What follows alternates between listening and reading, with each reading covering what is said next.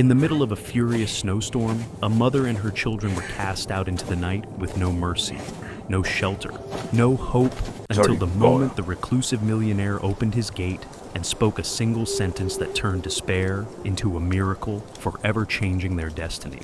Ethan held his sister Emily close, whispering that they would survive as the freezing wind howled just when every door had been slammed shut. Scout, the blind dog, led them to the one door that would finally open. The small coastal town of Rockport, Maine, was being swallowed by a merciless winter storm. Snow fell in heavy sheets, whipped sideways by winds that screeched through the narrow streets like an army of ghosts.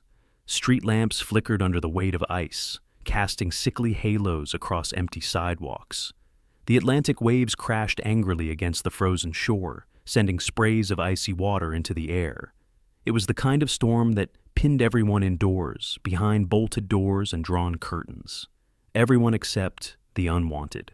Inside a stately but aging clapboard house at the edge of town, a confrontation was reaching its bitter climax. Hannah Miller, 32 years old, stood in the front hallway with her two children. Hannah was a tall, willowy woman with ash-brown hair that fell in loose waves around her face. Her eyes, a pale hazel, carried both exhaustion and quiet resilience. Life had never been gentle with her. Born to a working-class family, she had put herself through nursing school, only to give it up when she married David Parker, the only son of the wealthy Parker family. Years of bending under disapproval had carved an almost permanent caution into her posture. Her face was beautiful, but prematurely lined from sleepless nights and unvoiced fears.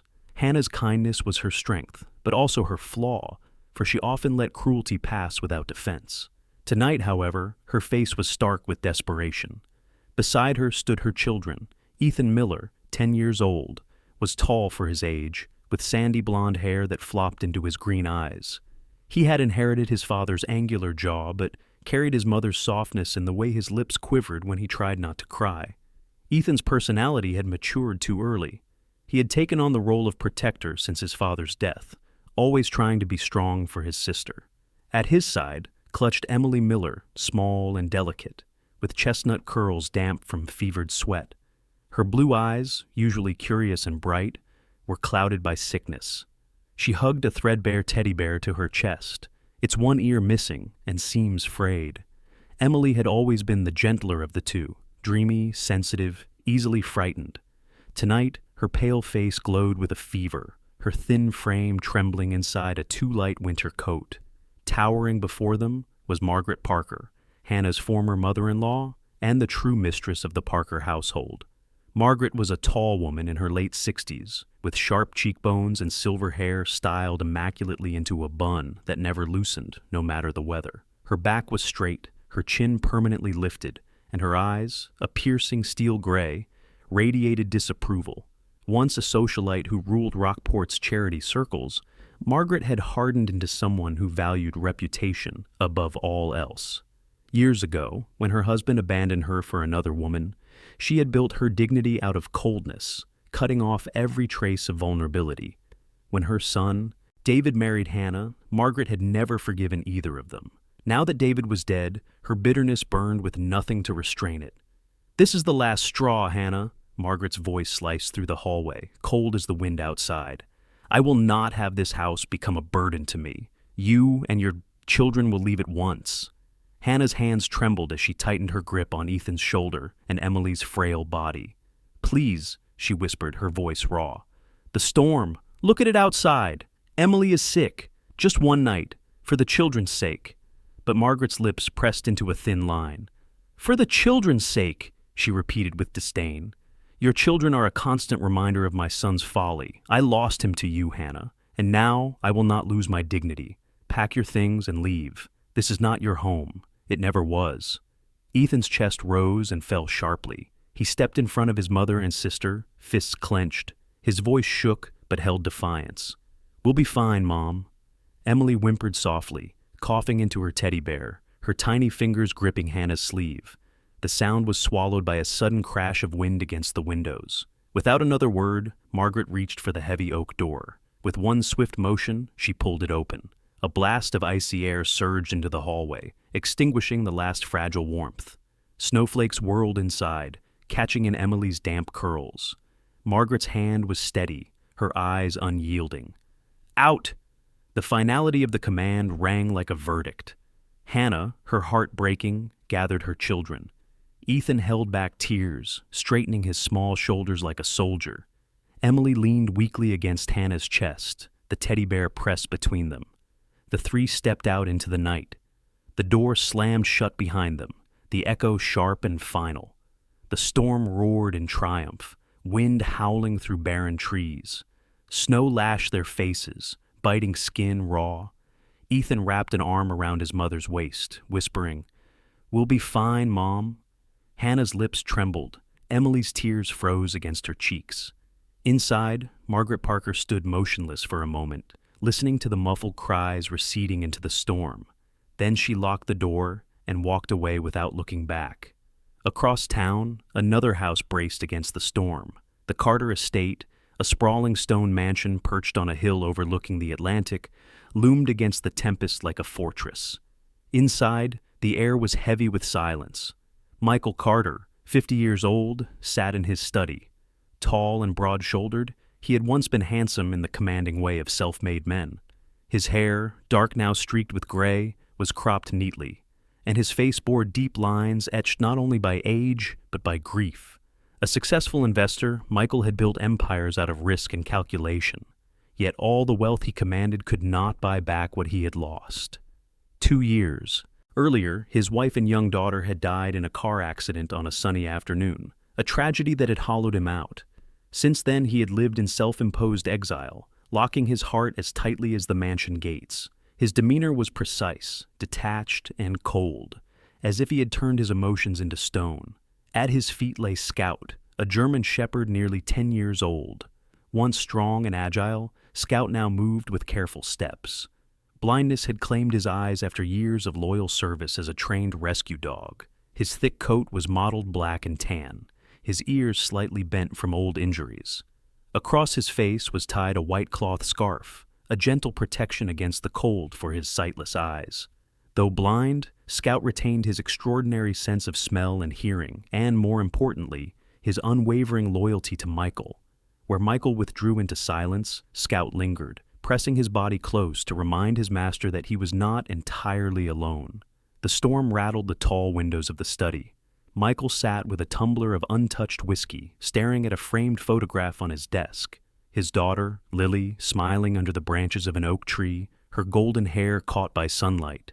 His jaw tightened. He looked away, but the hollowness remained. At that moment, Scout stirred. The old dog lifted his head, ears twitching. A low whine escaped his throat as he turned toward the mansion, gates far beyond the storm. He stood, tail rigid, nose raised as if sniffing something unseen. Michael frowned. "What is it, old friend?" His voice was gravelly from disuse. Scout let out a quiet whimper, pawing gently at the floorboards, his head still angled toward the distance. Outside, the storm howled louder, carrying with it the faint cries of a mother and her 2 children wandering the snow. Scout's blind eyes could not see, but his instincts knew. Somewhere in the storm, fate was shifting. Michael rose, stepping to the window. All he saw was white, snow, endless snow, whipping past the glass. He shook his head, retreating back into the shadows of his study. Scout, however, remained alert, his body tense, as though waiting for something inevitable. And so, while Hannah and her children were swallowed by the storm, cast out into the night, Michael and Scout sat in silence, unaware that the storm outside was about to bind their lives together in ways none of them could yet imagine. The storm had grown crueler with each passing hour. Rockport's streets, usually lined with welcoming lights, were now buried under waves of snow, shutters nailed tight against the howling winds. Hannah, her coat thin and threadbare, clutched Emily in her arms while Ethan trudged at her side, his small frame stooped with the weight of responsibility far older than his 10 years. Emily whimpered, her cheeks flushed with fever, one arm clinging desperately to the worn-out teddy bear she refused to let go. Hannah's eyes darted from one door to another as they passed through the town. Each time she knocked, the response was the same, a quick shake of the head, an apology too polite to be genuine, or worse, silence. At the small inn near the frozen square, the innkeeper, Mrs. Keene, a stout woman with sharp eyes and a pinched mouth, cracked the door only enough to peer out. Her face softened for a fleeting second when she saw the children, but then she shook her head, muttering, "We're full. Storm's too bad." The door closed firmly. At the clinic on Pine Street, Hannah begged Dr. Latham, a wiry man in his 50s with silver hair and a face lined by years of delivering children and tending wounds. He stepped out just long enough to glance at Emily. Concern flickered in his eyes, but he sighed, shoulders hunched beneath the weight of his own burdens. "I can't, Hannah. We've no space left. Families from out by the highway already filled the rooms." His voice cracked, but his hand remained firmly on the doorframe. "I'm sorry." Each rejection was a nail in Hannah's already crushed spirit. Her pride, once a shield, now crumbled into dust. She kept walking, each step slower, each breath heavier, yet she pushed forward because she could not stop, not while her children's lives depended on her. Emily whispered, her voice thin as thread. "Mom, would it be easier if we just disappeared?" Her wide, feverish eyes looked up at her mother with haunting clarity. Hannah nearly stumbled, the words striking deeper than the icy wind. Before she could respond, Ethan tightened his arm around his sister, pulling her closer, his jaw clenched, eyes glistening. "Don't say that, Em. We'll be fine. We have to be." His voice was steady, but it trembled at the edges. Hannah's heart fractured at the sight. She wanted to believe Ethan, wanted to summon hope from the broken pieces of her soul, but each door closed was a reminder that she and her children were no longer welcome anywhere. Hours seemed to blur into one endless night. Their small footprints in the snow stretched behind them, already vanishing beneath the storm's wrath. With her strength failing, Hannah carried Emily as far as her legs could manage before collapsing against a stone wall at the edge of town. Ethan pressed his face into her sleeve, whispering, "Don't stop, Mom. We have to keep moving." Through the veil of snow, Hannah spotted a dim light in the distance, faint and far yet steady. Desperation propelled her forward. She gathered her children, and together they trudged toward it.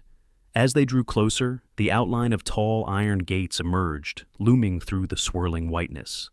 Behind them rose the shadow of a grand mansion, the Carter estate, a place Hannah had only heard of, belonging to a man she had never met.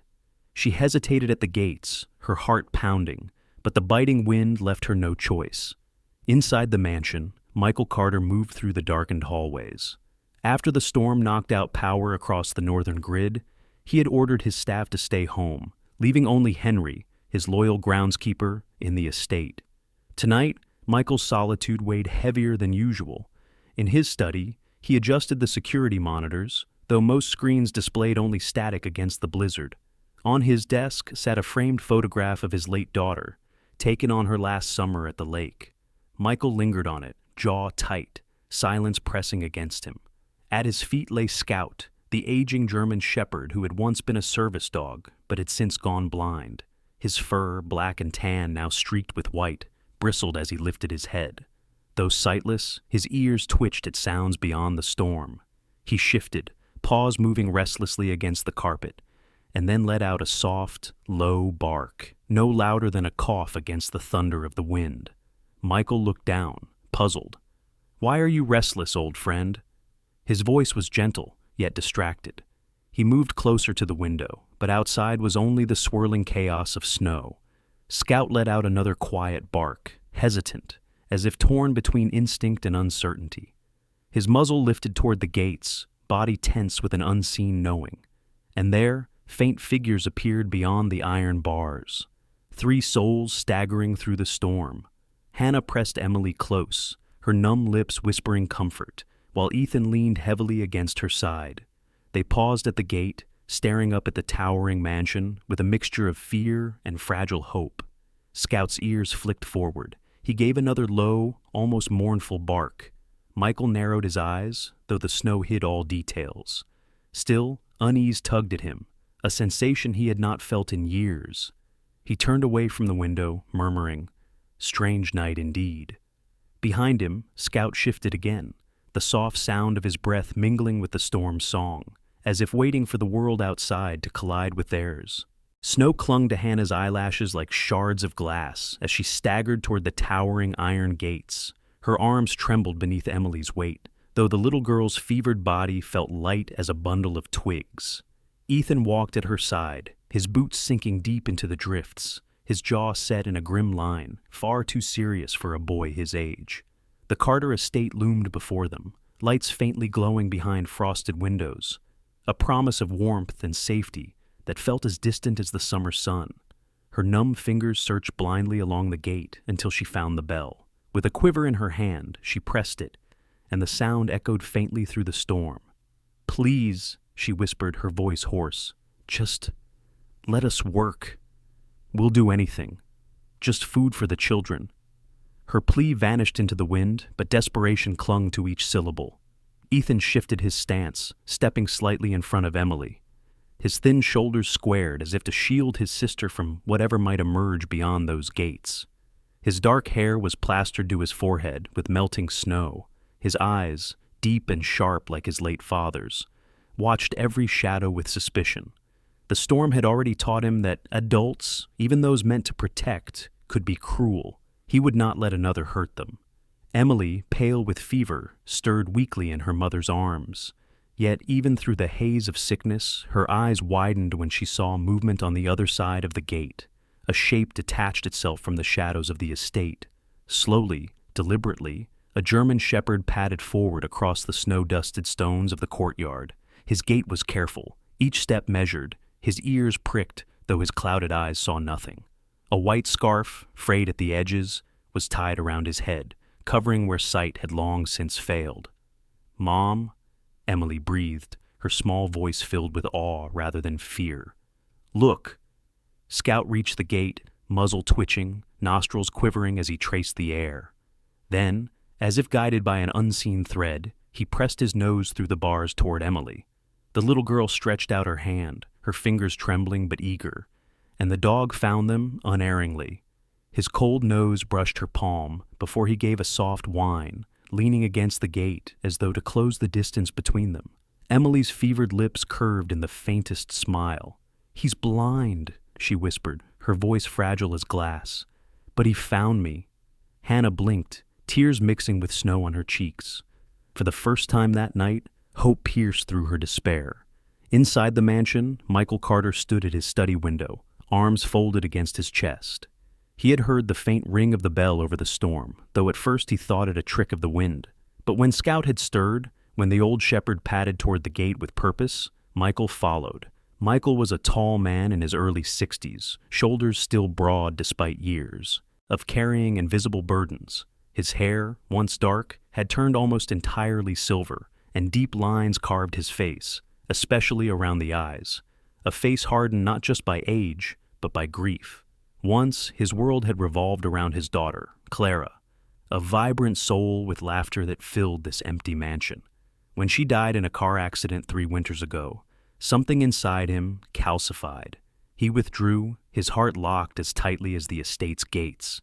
Scout was the only companion he had allowed near since. Yet now, as Michael watched, Scout pressed against the gate with quiet urgency. And what unsettled Michael most was not the appearance of the desperate woman and her 2 children in the storm. It was Scout himself. The dog who never sought human contact beyond Michael now leaned toward the little girl as though drawn by something unexplainable. Michael's chest tightened. His instinct was to turn away, to dismiss them as beggars who would only bring trouble. He had already heard the town's complaints, the whispers about Hannah after her divorce, the judgment that had left her adrift. But Scout's soft whine cut through the storm and through Michael's resolve. A voice startled him. It was Henry, the groundskeeper, trudging up from the servants' wing, a lantern in hand. Henry was a barrel-chested man in his late 40s, with thinning blonde hair and a face weathered by decades of labor. He was loyal, practical, often blunt, and had worked for the Carter family since his youth. "Someone at the gate?" Henry asked, squinting through the snow. "We should send them off, sir. Strangers in a storm. Best not invite trouble." Michael didn't answer immediately. His eyes remained fixed on Scout. On the way, the blind dog nuzzled the girl's hand, tail swishing in quiet approval. Finally, Michael exhaled, the sound heavy with reluctance. Number, not tonight. He strode forward, boots crunching over the gravel path, and unlocked the gate. The iron groaned as it swung open. Hannah blinked up at him, her lips parted as though ready to beg again. But Michael cut her off with a clipped voice. Start with the kitchen. His tone was cold, businesslike, as if he were offering a transaction rather than mercy. But Hannah, exhausted, nearly collapsed with relief. She nodded fervently, clutching Emily tighter, and Ethan's cautious gaze softened just enough for his shoulders to sag. Michael turned sharply, unwilling to linger. He told himself it was only the storm, only necessity. Yet deep inside, he knew the truth. The choice had not been his. It had been Scout's. The dog gave a low sigh of contentment, circling once before settling at Emily's side as though to guard her. And for the first time in years, Michael Carter felt the frozen walls around his heart tremble. The Carter mansion had never known the sound of children's laughter since Clara's absence. Its hallways had echoed only with silence, the occasional bark of Scout, and the mechanical hum of heating vents battling the New England cold. But on the third day of Hannah's stay, that silence broke. Ethan, bundled in a jacket that hung loosely on his thin frame, scraped snow from the wide front steps with a shovel Henry had grudgingly lent him. The boy worked with diligence, lips pressed tight, every so often glancing toward the tall hedges as though wary of being told to stop. Michael, watching from the study window, noted the boy's stubborn precision. There was pride in those small shoulders. Emily, cheeks flushed though her fever had eased, remained close to Scout. The German shepherd followed her every hesitant step, ears tilted toward her soft voice, nose twitching whenever she reached out her hand.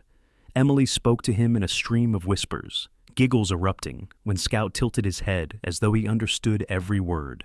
For the first time since the storm began, her laugh chimed through the cold corridors like bells, startling the staff who had grown used to the mansion's hush. In the kitchen, Hannah worked tirelessly. Though her hands were raw from the cold, she scrubbed counters, polished silverware, and prepared meals under the wary eye of Sarah, the longtime housekeeper. Sarah was a tall, angular woman in her 50s, with silver-streaked hair always pulled into a tight bun. Her stern gray eyes rarely softened, and her lips seemed forever pressed in a line of disapproval. Life had hardened her. Her husband's betrayal years ago left her bitter, distrusting of women who arrived at wealthy men's doors with children and stories of struggle. Though she never said as much, the way she clattered pots or inspected Hannah's work spoke volumes. Still, Hannah bore it with quiet patience. She never raised her voice, even when Sarah muttered under her breath. She reminded herself of the children's laughter filtering in from outside, the proof that for once they were safe. But peace was fragile. It began with whispers in town. Lisa, once a schoolmate of Hannah's and now a gossip columnist for the Burlington Chronicle, had always harbored envy. Lisa was in her 40s, petite but sharp-faced, with a tongue that cut quicker than scissors. Years ago, she had vied for the same man Hannah married and lost. Seeing Hannah now within the Carter estate was a temptation too sweet for her spite to resist. She penned the headline herself, "Millionaire fooled by homeless widow and her kids." Within hours, the article spread like wildfire. By the next morning, cameras gathered at the estate gates, voices calling through the iron. "Mrs. Parker, Hannah, do you plan to marry Michael Carter? Sir, is it true you've been swindled by a widow?" The flashes of cameras broke the snowy calm, disturbing the very air Scout breathed as he paced along the courtyard fence, growling low, though his clouded eyes saw nothing. Inside, Hannah trembled as she pressed her back against the kitchen door. Ethan stood beside her, fists clenched. "Why are they saying those things?" he demanded, eyes flashing. Emily clutched her bear tighter, confusion shadowing her fever-bright face. Hannah knelt, brushing his hair back. Her voice cracked.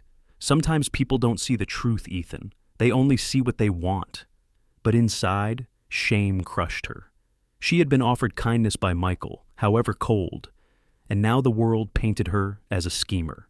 That evening, she sat at the long oak table in the kitchen, lit by the faint glow of a lamp, and wrote with shaking hands. "Mr. Carter, I cannot thank you enough for sheltering us, but I cannot allow rumors to harm you. By the time you read this, we will be gone. Please forgive me. Hannah." Upstairs, Michael Carter sat rigid in his study as his phone buzzed with the voice of his lawyer, Mr. Harland, a lean man in his early 70s whose life had been spent balancing books and shielding Carter Industries from storms. Michael, it's bad. The press is circling, shares are sliding, investors are calling this a scandal. If it continues, we'll lose confidence. You must issue a statement. Distance yourself from this woman. Michael's gaze drifted to the courtyard, where Ethan's small figure shoveled snow with mechanical precision, and Emily leaned against Scout's fur, whispering something into the dog's ear. The sight stirred a quiet rebellion inside him. Harlan's words rattled on, but Michael barely heard them. They don't belong here. Or do they? He thought, a question he had not dared entertain until now. Downstairs, Hannah folded her letter, slid it into an envelope, and tucked it against the mantelpiece. She gathered the children's coats, wrapping Emily tightly, pressing her lips against her daughter's damp hair. Her heart screamed in protest, but she could not drag Michael into ruin. She opened the back door quietly, snow rushing in like a silent accomplice. The children stepped out, Ethan holding Emily's hand. The cold bit at their faces, yet Hannah forced herself onward. Each step away from warmth was a stab through her ribs. Scout, dozing in the hall, stirred first. His ears pricked, his nose quivered. Then, with a guttural bark that shattered the silence, he lunged toward the stairs. His paws thundered against the floorboards, claws raking the polished wood as he skidded to Michael's study door. He scratched furiously, barking again, his blind eyes blazing with urgency no one could ignore. Michael jerked upright, the sound ripping through his thoughts. Scout had never behaved so before, not even at the height of storms or when strangers lingered by the gate. Rising swiftly, Michael crossed the room, yanking the door open. Scout stood there, panting, then bolted toward the back of the house, stopping only to glance over his shoulder as if commanding his master to follow, and Michael, heart hammering, obeyed. Snow still fell in heavy sheets, the wind screaming through the streets of Burlington, as if determined to scour away every fragile hope. The storm had eased slightly from its furious peak, but the air remained cruel, sharp as glass. Under the broken arch of a long abandoned church at the edge of town, Hannah crouched with her children. The once proud chapel, with its weather-worn stone walls and shattered stained glass windows, had been left to decay since the congregation dwindled decades ago. Its wooden doors hung crooked on rusted hinges, offering little more than a creaking shelter from the blizzard's bite. Hannah pressed Emily close against her chest, wrapping her threadbare coat around the child's frail body. Emily's cheeks glowed red from fever, her lips pale and dry. She clung to the worn teddy bear as though it carried warmth, her head lolling against her mother's shoulder. Ethan, braver than his years, shifted beside them, pulling his own thin jacket tighter and extending his arms around Emily. His voice was hoarse, but steady. "I'll keep you warm, Em," he whispered, his eyes sharp with determination. At 10 years old, his thin frame trembled against the cold, but his resolve did not falter. He locked eyes with his mother, a boy trying to become a man. Hannah stroked his dark hair, her heart breaking. She had failed to protect them from hunger, from storm, from shame. "God, if you see us, just give them one more chance," she prayed silently. The church bell tower loomed overhead, cracked and silent, a ghostly sentinel of faith forgotten. Elsewhere, Michael Carter gripped his coat tighter against his chest as he followed Scout's urgent strides. The German shepherd moved with remarkable surety despite his blindness, nose sweeping through the snow-laden air, paws crunching against ice. Scout was 10 years old, his fur once a proud sable now fading at the muzzle, but his spirit burned. Michael had seen this restlessness before, once, years ago, when Clara was still alive, and Scout had alerted him to her collapse before his own eyes caught it.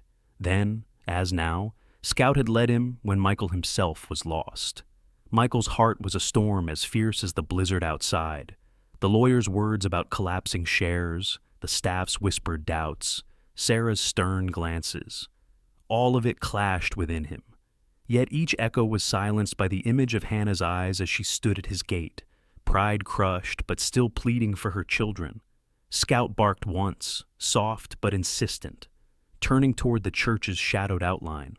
Michael followed, boots slipping slightly on the icy road, breath clouding in sharp bursts. Inside the church ruin, Hannah startled at the sound of crunching footsteps. Fear tightened her throat.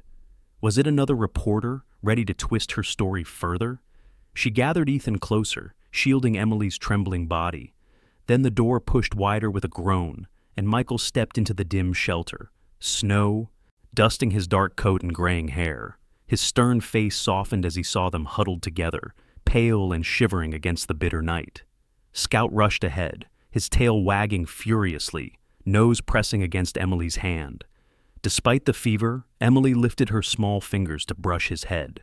Her lips curved faintly, and she whispered with awe, "He found me again." Michael dropped to one knee before them, his hands trembling as he reached out but stopped short, afraid of breaking their fragile trust. His voice cracked, stripped of its usual authority. "It's not that I gave you a home," he murmured, eyes on the little family clinging to each other. "Without you four, I never had one." His gaze moved from Hannah's tear-streaked face to Ethan's fierce protectiveness, then to Emily's faint smile, and finally to Scout, who sat proudly between them. For the first time in years, Michael felt the ache of loneliness lift. Hannah's lips parted, disbelief and relief crashing over her. She tried to speak, but no words came. Instead, she bowed her head against his shoulder as the tears spilled freely, Ethan watching with a guarded hope, Emily nestling deeper into her mother's embrace. Michael gathered his coat around them all, shielding them from the cold, and rose slowly. "Come home, he said simply, his tone more command than request, but softened by something fragile, something almost like joy. The return to the mansion was quiet but profound. The snowstorm still howled outside, but inside the Carter estate, a transformation began. Hannah settled Emily into a warm bed, while Ethan helped Sarah with a hesitant politeness. To everyone's surprise, Sarah did not scold him, but quietly handed him a blanket, her stern expression softening just slightly as she watched the boy's devotion to his sister. That night, laughter filled the halls again. Scout curled himself between Ethan and Emily on the rug near the fireplace, his blind eyes closed, tail thumping rhythmically against the floor. Ethan whispered secrets into his ear, and Emily buried her small fingers into his thick fur. The dog, once a guardian of silence, now became the bridge to joy. Later, as Michael stood by the fire, he reached down to touch the strip of white cloth tied gently over Scout's clouded eyes. He knelt beside his old companion, resting his hand against the dog's head. "You've led me home, old friend," he whispered, voice raw. Scout gave a small huff, content, as though he understood. The next morning, the true sign of change appeared. Emily, feeling stronger, toddled into the kitchen with crayons and paper. She worked diligently, her small tongue peeking out as she sketched. When finished, she marched proudly to the refrigerator and pressed her drawing against it with a magnet. The image was simple but radiant, a family of 5, Hannah, Ethan, Emily, Michael, and Scout. Above them, in careful block letters, she had written one word, family. Michael entered, pausing as his eyes caught the picture. His throat tightened. Hannah turned, her face flushing with both embarrassment and hope. She wanted to show what she felt, she said softly. Michael could only nod, his hand rising to brush the edge of the paper. For the first time in a decade, the mansion no longer seemed like an echo chamber of grief. It pulsed with life, with belonging. And for the first time, the Carter house was not just a house. It was a home. In the end, this was not just a story about a man, a mother, 2 children, and a blind old dog. It was a reminder that miracles do not always arrive with thunder and lightning.